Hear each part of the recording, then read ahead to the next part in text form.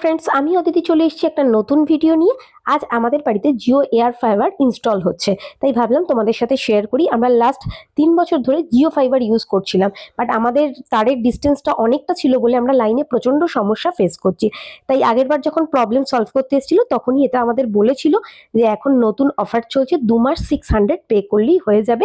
2 মাস পর থেকে নেক্সট 706 মানে উইথ জিএসটি যেটা আমরা ইউজ করতাম সেটাই পাবো, আর সমস্ত ফেসিলিটি পাবো। সেই মতন আজ টেকনিশিয়ান চলে এসেছে, বাকিটা উনি শেয়ার আমি করবে। জিও টেকনিশিয়ান বলছি, ঠিক আছে। জিও ফাইবার যেটা ছিল আপনাদের, সেটা হচ্ছে 30 mbps। যেহেতু আপনার ওটা 80 মিটার তার দিয়ে লং তার দিয়ে করা, ওর জন্য একটু ফিক্সড হতে পারে।